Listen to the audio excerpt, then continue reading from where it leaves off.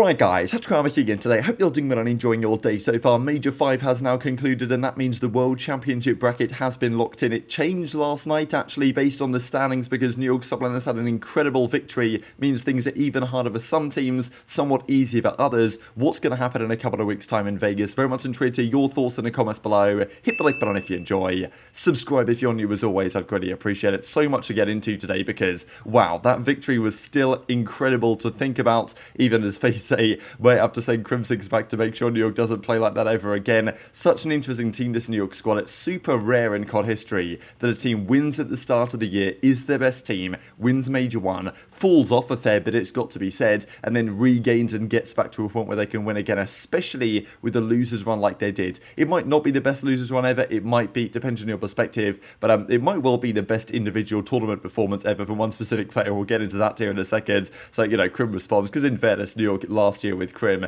did do an incredible job also at the final major of the year, making the grand finals there, qualifying for champs, but unfortunately couldn't do much with that World Championship qualification. But man, this team is so well-rounded. They've got, I mean, Kismet is, I know people said this last night, that Kismet is effectively what Mack is meant to be, if you know what I mean, where like he really does enable HyDra, but also he can hold his own and have his own top moments, especially in all the game modes. The coaching staff as well, I've been a big fan of Drill for some time, but Sender has been absolutely killing it. Let's be honest, right? Sender was on, the Huntsman guys with OpTic Texas, maybe technically not the head coach there last season, but it is what it is. And now he's doing solo and has got 2 chips. So I don't know if this is like the OpTic curse coming into effect again when somebody leaves OpTic and goes on to win things, but it's got to be said that Sender is now joining as, a head coach. He's Sender with 4, but he's really tied with Rambo with the OpTic victory last season technically. So, that puts him in pretty elite company in terms of all-time coaches, and it might be changing the question in terms of who is the greatest coach ever at the moment, let's be perfectly honest. Lots of reaction as well from around the league. Dashy says, invest in your games, guys. We get this from iLLeY as well, congrats to these guys. And Priester as well, got to give him credit because he's won a lot of championships over the last few years. This guy's won I think he's won maybe 8 championships now across multiple different titles. And yes, at times he might be the weakest player on this squad, but his regain factor was very impressive.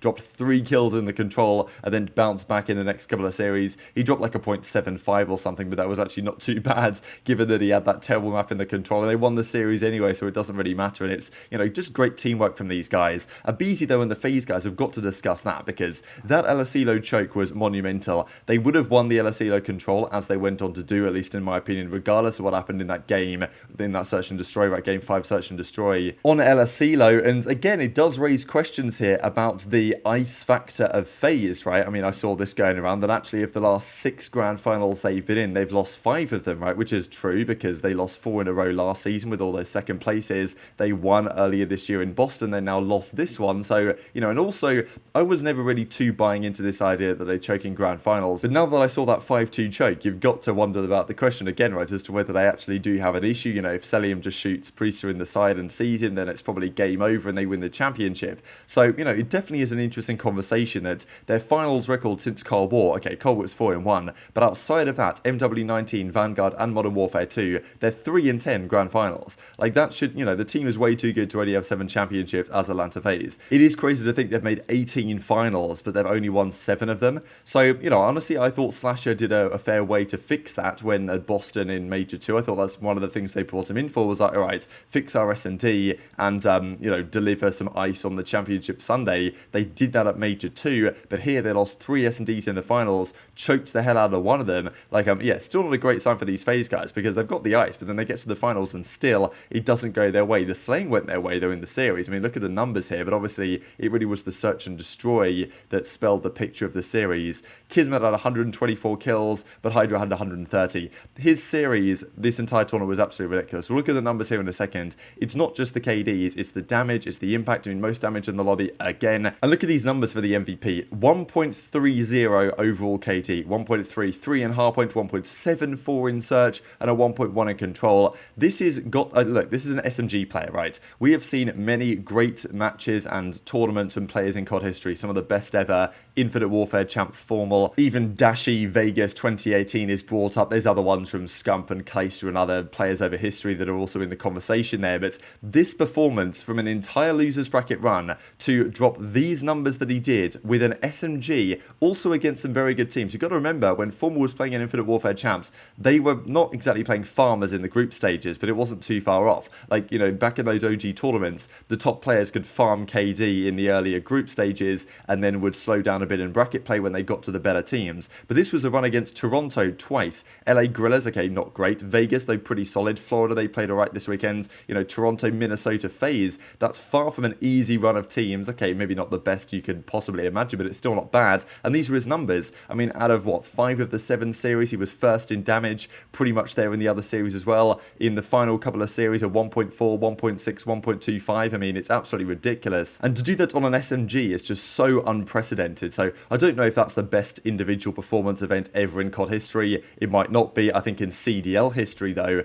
it's got to be the one. I mean, it's just ridiculous. Like, those numbers are just absolutely out of this world with an SMG. Now, before we get to the champs conversation, of course, a couple of players aren't going to be there. Arcitys, for example, talks about going back to Texas and stuff, so I don't exactly know what his future is going to be. He also says, like, who needs a coach? I'm in. So, yeah, who knows what's going to happen with some of these guys that are on Los Angeles, Guerrillas and elsewhere. We don't even know what the future of the organisation is, let alone what players they might well build around. There were some rumours circulating that LA Guerrillas will still be around for one more year because maybe some contract legal stuff they can't get out of there now, so they're going to be forced to field a team for another year, which probably means another rinse and repeat of what we've seen this season, which is why I don't really want all 12 teams at champs if some are just completely pointless to be going there. But let's talk about what this means for the World Championship itself. There was a big talking point throughout this tournament, even before the tournament, right, that if OpTic were to win it, they would secure the #1 seed, and that would be good enough to get them through as the #1 seed for the World Championship. FaZe, of course, secured that over the course of the weekends, but subliners with a remarkable run. I believe the Thieves guys knew going into today, or going into yesterday,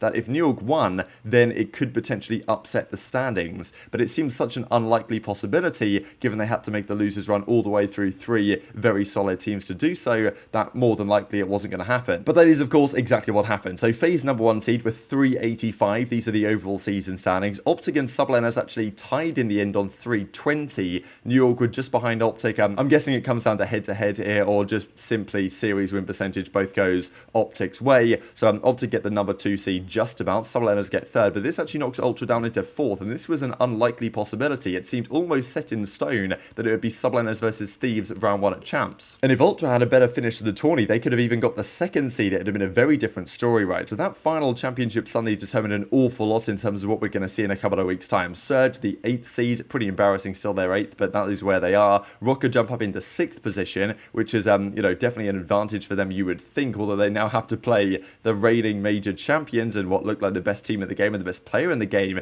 going into the end of the year in HyDra. Boston at 7, so that means they play OpTic. These bottom 4 are out, unfortunately, for Vegas in that home city, and this is what the bracket looks like. I'll dive into the kind of matches in more detail here in a second, but it's an 8-team double elimination format. The losers bracket games, I believe the match 1 is between the loser of the top 2 games, match 2 in the losers bracket is between the bottom 2 games, and then it probably flips the losers bracket going into round 2 as it usually is. But if we zoom in on the actual matchups themselves, this is what we have. So FaZe Surge, quite interesting actually, because yes, Surge are struggling right now. They're in a massive slump. I mean, they're the worst they've looked all year. They might even need to make further and additional changes if they wanted to bring Gwyn into the team or something like that. And FaZe, you know, generally have got the better of them on LAN especially. But Surge are a team that likes playing FaZe. They have a good record against FaZe in general. Surge, they've beaten them in finals before last season at Toronto. They did exactly that. And yes, that team of 4 right now, Surge, isn't quite what they were previously, and FaZe are better than they have been for the last couple of months. But still, as a matchup round 1, Surge will actually be licking their lips a little bit there, because they do quite like to play these FaZe guys. So that's interesting enough. Then Thieves. Thieves thought they were going to play New York, and now they might be happy they're not playing New York, to be honest. But because New York secures that #3 seed, that puts Ultra down to 4th, and that means Ultra Thieves. Now this is the side of the bracket to look at, right? Because assuming FaZe beat Surge, which is, you know, 75% likelihood, maybe even more than that they do, then they play the winner of Ultra Thieves, which is a banger round 2 games. So this top side of the bracket is absolutely stacked. The other side, I'm not so convinced. And again, you've got to say that OpTic have, as they did coming into this tournament, a very achievable run on paper. They play Boston round 1, which is, I would say right now, probably the matchup you want the most, to be honest. Boston are a bit of a shambles. Who knows, you know, what's happening even with their roster? Are they bringing Nero back in? Like, what's the situation there? We don't know what their plan is right now.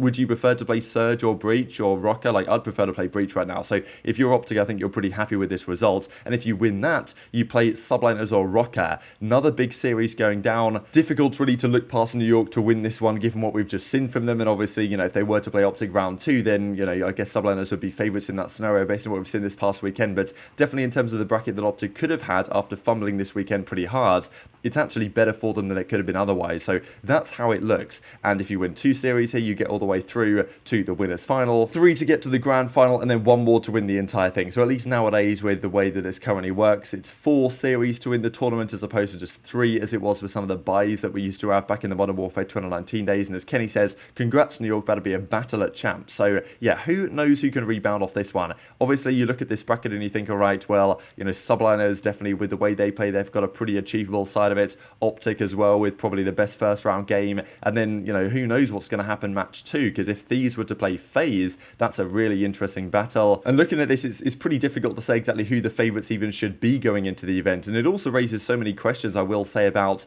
who the MVP of the entire season is, because going into this event, I would have said aBeZy was probably the number 1, and I thought it was going to be aBeZy hands down after they looked like they were going to win the finals. That didn't happen though. HyDra wins again, his 2nd event of the season with a monster performance. So who's the MVP of the season now, right? And who's the favourite going into chaps? It's really tough to say. The Rookie of the Year is going to go to Scrappy hands down, because it is based on the regular season, I believe, not just champs here. But I mean, still, so many open questions, right? The likes of Octane, even, you know, Dashy and potentially Shotzzy at a time were in the conversation for the MVP running. aBeZy was certainly right up there. Pred was not too far away. HyDra was always like in and there around about the conversation in the top 5. He was like, I think, my number 1 at the start of the year. Then he fell out to maybe top 5, top 6. But now with an event like that and an MVP performance like that, does that put HyDra back to number 1 MVP candidate when they decide to do the voting? Because I think if they hadn't have won, it'd have been aBeZy quite clearly. But with 2 wins for New York and for HyDra, you've probably got to give it to him. That's my perspective. But very much intrigued to hear your thoughts in the comments below. Hit the like button if you enjoyed. Subscribe if you're new. Take care. And I'll see you next time.